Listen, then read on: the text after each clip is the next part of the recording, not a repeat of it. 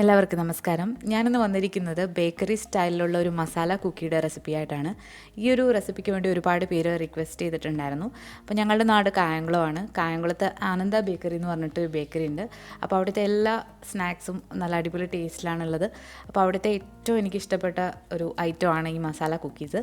അപ്പോൾ അവിടുത്തെ അതേ ടേസ്റ്റ് കിട്ടുന്ന രീതിയിലാണ് ഞാൻ ഈ റെസിപ്പി ചെയ്തിരിക്കുന്നത്. ഈ ഒരു റെസിപ്പി നിങ്ങൾക്ക് ഓവനിലും അല്ലാതെയും ചെയ്ത് നോക്കാവുന്നതാണ്. വളരെ ഈസി ആയിട്ട് നമ്മുടെ വീട്ടിലുള്ള ഇൻഗ്രീഡിയൻസ് തന്നെയാണ്.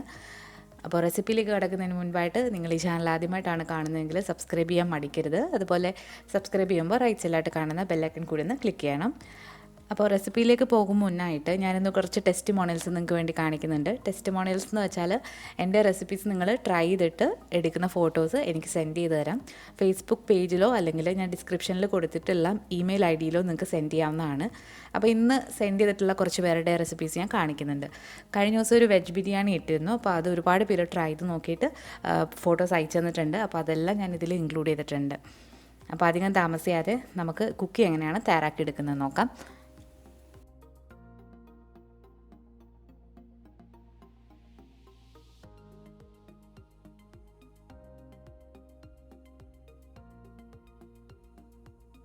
ആദ്യം തന്നെ ഡ്രൈ ആയിട്ടുള്ള ഇൻഗ്രീഡിയൻസ് ഒക്കെ നമുക്കൊന്ന് മിക്സ് ചെയ്തെടുക്കാം. അപ്പോൾ ഞാനിവിടെ ആദ്യം എടുത്തിട്ടുള്ളത് മൈദയാണ്. 1.5 കപ്പാണ് ഇപ്പോൾ എടുത്തിട്ടുള്ളത്. ഇനി വേണമെങ്കിൽ വഴി നമുക്ക് ചേർക്കാം. ഇതിലേക്ക് 1 ടേബിൾ സ്പൂൺ കറുത്ത കളറിലുള്ള എള്ള് ചേർത്ത് കൊടുത്തിട്ടുണ്ട്. കറുത്ത കളറിലുള്ളോ വെളുത്തതോ നിങ്ങൾക്ക് ചേർക്കാം. ഇനി ഇതിലേക്കൊരു 1/2 ടീസ്പൂൺ ബേക്കിംഗ് പൗഡറാണ് ചേർത്ത് കൊടുക്കുന്നത്. ഇതിലേക്ക് ഇനി ഒരു 1/4 ടീസ്പൂൺ ബേക്കിംഗ് സോഡ ചേർത്ത് കൊടുത്തു. പിന്നെ ഇതിലേക്ക് ടേസ്റ്റിന് വേണ്ടിയിട്ട് ഒരു 1/4 ടീസ്പൂൺ ഉപ്പ് കൂടി ചേർത്ത് കൊടുത്തിട്ടുണ്ട്. ഇനി ഇതിലേക്ക് ചേർത്ത് കൊടുക്കുന്നത് വാനില ഫ്ലേവറിലുള്ള ഷുഗറാണ്. അപ്പോൾ വാനില എസൻസ് ആണെങ്കിൽ നമുക്ക് പിന്നീട് ചേർക്കാം. അപ്പോൾ ഇതെല്ലാം കൂടി ചേർത്ത് കൊടുത്തിട്ട് നമ്മളൊരു വിസ്ക് വെച്ചിട്ട് നന്നായിട്ടൊന്ന് മിക്സ് ചെയ്തെടുക്കാം. ഇത് ഇടഞ്ഞെടുക്കേണ്ട ആവശ്യമൊന്നുമില്ല, നമ്മൾ ജസ്റ്റ് ഒന്ന് മിക്സ് ചെയ്തെടുത്താൽ മതിയാകും. ഇനി നമുക്ക് ഒരു മിക്സിയുടെ ജാറിലേക്ക് ഇതിന് വേണ്ടിയിട്ടുള്ള മസാല തയ്യാറാക്കിയെടുക്കാം. അപ്പം ഞാനിവിടെ 5 വറ്റൽമുളക് എടുത്തിട്ടുണ്ട്. ഇത് പിരിയൻ മുളക് അല്ലെങ്കിൽ കാശ്മീരി മുളകാണ്, അധികം എരിയില്ലാത്തത്. ഇനി ഇതിലേക്ക് ഒരു കഷ്ണം ഇഞ്ചി ചേർത്ത് കൊടുക്കുന്നുണ്ട്. ഒരുപാട് ക്രാണമുള്ള ഇഞ്ചിയാണെങ്കിൽ ചെറിയ കഷ്ണം ചേർത്താൽ മതി. ഒരു 6 അല്ലി വെളുത്തുള്ളി ഇതുപോലെ പീസസ് ആക്കി വെച്ചിട്ടുള്ളതാണ്. അപ്പോൾ ഞാനിവിടെ വലിയ അല്ലി വെളുത്തുള്ളിയാണ് എടുത്തിട്ടുള്ളത്. ചെറിയ അല്ലി ആണെങ്കിൽ 8 അല്ലി വരെ എടുക്കാം. ഇനി ഇതിലേക്ക് ഒരു 5-6 ചുവന്നുള്ളി, ചെറിയ ഉള്ളിയാണ്, അപ്പോൾ അത് ഇട്ട് കൊടുത്തു. ഇതിലേക്ക് ചേർത്ത് കൊടുക്കുന്നത് വലിയ ജീരകം അല്ലെങ്കിൽ പെരിഞ്ജീരകം ആണ്. 1 ടീസ്പൂൺ ചേർത്ത് കൊടുത്തിട്ടുണ്ട്. 2 ഏലക്ക. ഇനി ഇതിലേക്ക് ഒരു ചെറിയ കഷ്ണം പട്ട ചേർത്ത് കൊടുക്കാം, അല്ലെങ്കിൽ സിനമൺ പൗഡർ ഉണ്ടെങ്കിൽ അത് ചേർത്ത് കൊടുക്കാം. അപ്പോൾ എൻ്റെ കയ്യിൽ പട്ട പൊടിച്ചതിരിപ്പുണ്ട്, അപ്പോൾ ഞാനത് കുറച്ചൊരു 1/4 ടീസ്പൂൺ ചേർത്ത് കൊടുത്തിട്ടുണ്ട്. ഇനി ഇതിലേക്കൊരു 2 ടേബിൾ സ്പൂൺ അല്ലെങ്കിൽ 3 ടേബിൾ സ്പൂൺ വരെ തേങ്ങ ചേർത്ത് കൊടുക്കാം. തേങ്ങ ചിരകിയത് ഞാനിവിടെ ഡെസിക്കേറ്റഡ് കോക്കനട്ടാണ് ചേർത്ത് കൊടുത്തിട്ടുള്ളത്. ഇതിന് മിക്സിയിലിട്ട് നന്നായിട്ടൊന്ന് ചതച്ചെടുക്കണം. അപ്പോൾ ഞാനിവിടെ ജസ്റ്റ് ഒന്ന് ചതച്ചെടുത്തിട്ടുണ്ട്. ഒരുപാടൊന്നും അരയേണ്ട ആവശ്യമില്ല, ജസ്റ്റ് ഒന്ന് ചതച്ചെടുത്താൽ മതിയാകും. ഇനി നമ്മളൊരു ബൗളിലേക്ക് ഒരു 100 ഗ്രാം ബട്ടർ ഉണ്ട്. റൂം ടെമ്പറേച്ചറിലുള്ള ബട്ടറാണിത്. അപ്പോൾ ഈ ബട്ടറിലേക്ക് ഇനി ഒരു 100 ml അല്ലെങ്കിൽ ഒരു 1/4 കപ്പ് പഞ്ചസാര ചേർത്ത് കൊടുക്കുന്നുണ്ട്. ഇനി ഇത് ഒരു വിസ്ക് വെച്ചിട്ട് നന്നായിട്ടൊന്ന് ഇളക്കി യോജിപ്പിക്കുക. ബീറ്റർ ഉണ്ടെങ്കിൽ നിങ്ങൾക്ക് അങ്ങനെയും ചെയ്യാം, അല്ലെങ്കിൽ ഇതുപോലെയും ചെയ്തെടുക്കാം. ഇതൊന്ന് മിക്സ് ചെയ്ത് കഴിഞ്ഞാൽ നമ്മളിതിലേക്ക് 2 റൂം ടെമ്പറേച്ചറിലുള്ള 2 മുട്ടയാണ് ചേർത്ത് കൊടുക്കുന്നത്. കുറച്ച് വലിയ മുട്ടയാണ് ചേർത്ത് കൊടുത്തിട്ടുള്ളത്. മുട്ട കൂടി ചേർത്ത് കൊടുത്തു കഴിഞ്ഞാൽ ഇത് കൈ വെച്ചിട്ട് നന്നായിട്ടൊന്ന് മിക്സ് ചെയ്തെടുക്കുക. ഇതിപ്പോൾ നന്നായിട്ട് മിക്സായി വന്നിട്ടുണ്ട്. അപ്പോൾ ഇനി ഇതിലേക്ക് നമ്മൾ നേരത്തെ തയ്യാറാക്കി വെച്ചിരിക്കുന്ന മസാലയുടെ കൂട്ട് ചേർത്ത് കൊടുക്കാം. ഇവിടെ ഞാൻ എരിയൊക്കെ കറക്റ്റായിട്ടാണ് എടുത്തിട്ടുള്ളത്, അതായത് ഒരുപാട് സ്പൈസി അല്ല, ആവശ്യമുള്ള സ്പൈസാണ്. ഇനി ഇതിലേക്ക് ഒരു 5-6 കാഷ്യൂനട്ടൊന്ന് പൊടിച്ചു വെച്ചിട്ടുള്ളതാണ്, അതുകൂടി ചേർത്ത് കൊടുത്തു. അപ്പോൾ അവിടെ കിട്ടുന്ന കുക്കീസിൽ കാഷ്യൂനട്ടിൻ്റെ ബൈറ്റ്സ് കിട്ടാറുണ്ട്, അപ്പോൾ അതിന് വേണ്ടിയിട്ടാണ് ചേർത്ത് കൊടുത്തത്. ഇത് നന്നായിട്ടൊന്ന് മിക്സ് ചെയ്തതിന് ശേഷം നമ്മൾ നേരത്തെ മിക്സ് ചെയ്ത് വെച്ചിരിക്കുന്ന പൊടി ഇതിലേക്ക് 2 തവണകളായിട്ട് ചേർത്ത് കൊടുത്തിട്ട് നമുക്കൊന്ന് കുഴച്ചെടുക്കാം. അപ്പോൾ പൊടി 1.5 കപ്പാണ് ഞാൻ എടുത്തിട്ടുള്ളത്. അപ്പം 1.5 കപ്പ് മുതൽ 2 കപ്പ് വരെ പൊടി ഇതിലേക്ക് ആവശ്യമായിട്ടുണ്ട്. അപ്പോൾ നമ്മൾ ആദ്യം 1.5 കപ്പ് ചേർത്ത് കൊടുക്കുക, പിന്നെ നോക്കിയിട്ട് വേണമെങ്കിൽ കുറച്ചുകൂടി ചേർത്ത് കൊടുത്തിട്ട് നമുക്ക് കുഴച്ചെടുക്കാം. അപ്പോൾ ആദ്യം സ്പൂൺ വെച്ചിട്ട് ഒന്ന് മിക്സ് ചെയ്ത് കൊടുത്തതിന് ശേഷം നമുക്ക് കൈ വെച്ചിട്ട് കുഴച്ചെടുക്കാം. ഇപ്പം നമ്മുടെ മാവ് കുറച്ച് ലൂസായിട്ടാണുള്ളത്. ഇതിപ്പോൾ ഒരു ചപ്പാത്തി മാവിൻ്റെ പരുവത്തിലാണ് നമുക്ക് കുഴച്ചെടുക്കേണ്ടത്. അപ്പോൾ ഇത് കുറച്ച് ലൂസാണ്. അപ്പോൾ ഞാനൊരു 1/4 കപ്പ് മൈദ കൂടി എടുത്തിട്ട് അതിൻ്റെ പകുതി ചേർത്ത് കൊടുത്തിട്ടുണ്ട്. അപ്പോൾ ഇനി നമ്മളിത് കുഴച്ചിട്ട് നോക്കാം എത്ര വേണമെന്ന്. അപ്പോൾ ഒരു 1/4 കപ്പ് മൈദ ചേർത്ത് കൊടുത്തിട്ട് നന്നായിട്ട് ഇത് കുഴച്ചെടുത്തിട്ടുണ്ട്. ഇതിപ്പോൾ നമ്മുടെ മാവ് നല്ല സോഫ്റ്റായിട്ടാണ് വന്നിട്ടുള്ളത്. ഇനി ഇത് നമുക്ക് കുക്കിയുടെ ഷേപ്പിലാക്കിയെടുക്കാം. ഇത് നിങ്ങൾക്ക് വേണമെങ്കിൽ ഇതുപോലെ നീളത്തിലാക്കിയതിന് ശേഷം ഒരു പ്ലാസ്റ്റിക് റാപ്പിൽ പൊതിഞ്ഞ് ഫ്രിഡ്ജിൽ വെച്ചിട്ട് കട്ട് ചെയ്തെടുക്കാം. അല്ലെങ്കിൽ ഇതുപോലെ ചെറിയ ഉരുളകളാക്കിയതിന് ശേഷം കുക്കിയുടെ ഷേപ്പ് ചെയ്തെടുക്കാം. അപ്പം ഞാനിവിടെ ചെറിയ ഷേപ്പിലാക്കി എടുക്കുകയാണ്. അപ്പോൾ ഈ ഒരു സമയം നമ്മൾ ഓവൻ പ്രീഹീറ്റ് ചെയ്യാനായിട്ട് വെക്കുക.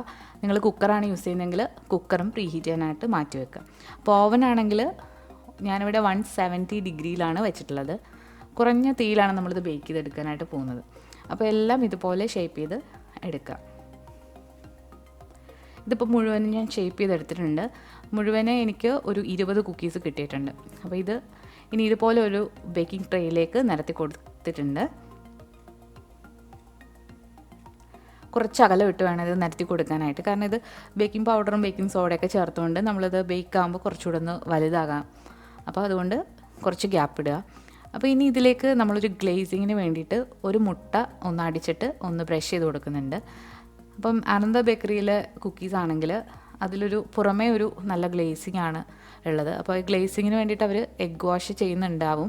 അപ്പോൾ അതുകൊണ്ടാണ് ഞാനിവിടെ എഗ് വാഷ് ചെയ്യുന്നത്. അപ്പോൾ എല്ലാം ഇതുപോലെ ബ്രഷ് ചെയ്ത് കൊടുക്കാം. ഇത് പ്രീ ഹീറ്റായി കിടക്കുന്ന ഓവനാണ്. 170 ഡിഗ്രിയിലാണ്. അപ്പോൾ ഞാൻ ബേക്ക് ചെയ്യുന്ന ഓവൻ എന്ന് പറയുന്നത് OTG ഓവനാണ്. അപ്പോൾ കുക്കി കേക്കൊക്കെ എപ്പോഴും ബേക്ക് ചെയ്യുമ്പം 2 കോയിലും ഹീറ്റാക്കിയിട്ട് വേണം ബേക്ക് ചെയ്യാനായിട്ട്. അപ്പം താഴത്തെ കോയിൽ മാത്രം ഹീറ്റാക്കിയിട്ട് ബേക്ക് ചെയ്യുകയാണെങ്കിൽ അത് ശരിയായിട്ട് വരില്ല. അപ്പോൾ നിങ്ങളെപ്പോഴും OTG ഓവനുള്ളവർ 2 കോയിലും ഹീറ്റാക്കിയിട്ട് വേണം ബേക്ക് ചെയ്യാനായിട്ട്. അപ്പോൾ ഇതിന് നമുക്കൊരു 30 മുതൽ 45 മിനിറ്റ് വരെ ഇതൊന്ന് ബേക്ക് ചെയ്തെടുക്കാം. കൂടുതൽ ക്രിസ്പി ആയിട്ട് നിങ്ങൾക്ക് വേണമെന്നുണ്ടെങ്കിൽ കുറച്ചുകൂടെ സമയം ബേക്ക് ചെയ്യാവുന്നതാണ്. അപ്പം ഞാനിവിടെ ബേക്ക് ചെയ്തിരിക്കുന്നത് ഒരു 45 മിനിറ്റ് എടുത്തിട്ടാണ്. അപ്പോൾ ഇതിനെ അടച്ചിട്ട് നമുക്കൊന്ന് ബേക്ക് ചെയ്തെടുക്കാം.